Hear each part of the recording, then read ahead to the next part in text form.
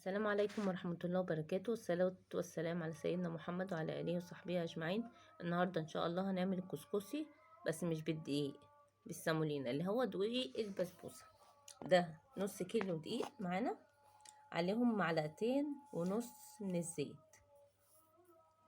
هنبسوهم كده مع بعض من المعلقة بتاعة الرز، هنبسوهم كده واحدة واحدة واحدة واحدة. بسم الله الرحمن الرحيم.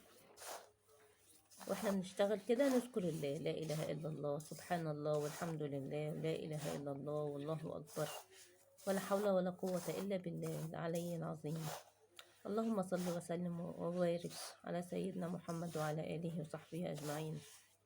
اللهم صل عليه في الاولين، اللهم صل عليه في الاخرين، اللهم صل عليه في الملأ الاعلى الى يوم الدين.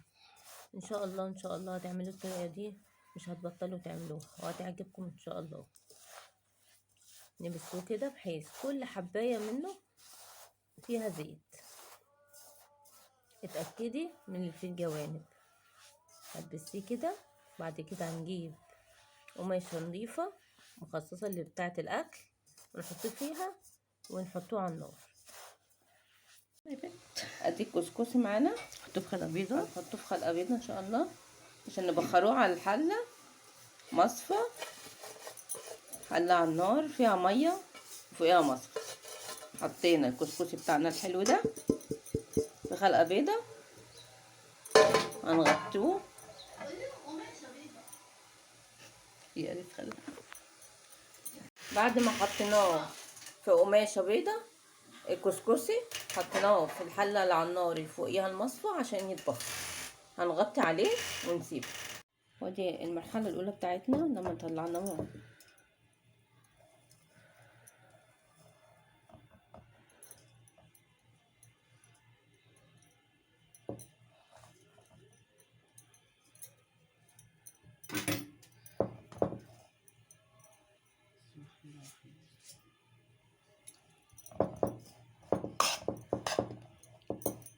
حطينا معلقة سمنة أو زبدة.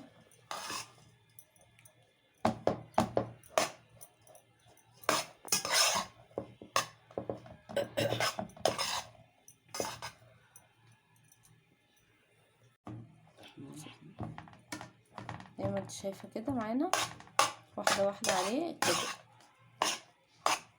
التكتلات دي كلها هتفك معاكي.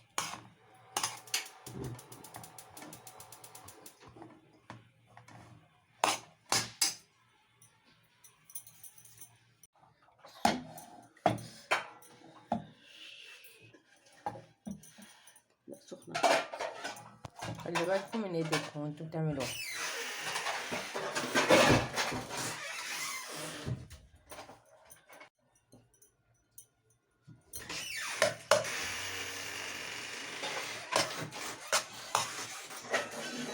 دي آخر مرحلة اهي، بصوا هوا بجد والله. هو بياخد كام مرحلة يا حاجة من السوا؟ 3 مرات، ربع ساعة كل مرة ربع ساعة 3 مرات؟ لا 10 دقايق، 10 دقايق، ربع ساعة بجد. وادي الكسكسي طالع معانا زي الفل. خفيف والله، خفيف بجد، مش يضرب بصي. مش هتعبك في السوا ولا في العميل. بأقل الأشياء ممكن تبسطي أولادك. والله جميل بجد، جميل. بصي بصي،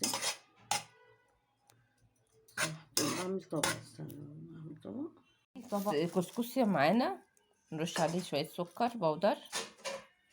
لو عندك مكسرات زبيب رش بردك، ما تستخسريش.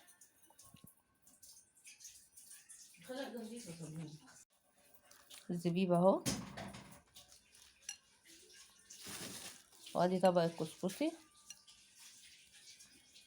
جاهز للاكل. كده حلو، طلع زي الفل. استنى استنى. وادي طبق الكسكسي معانا.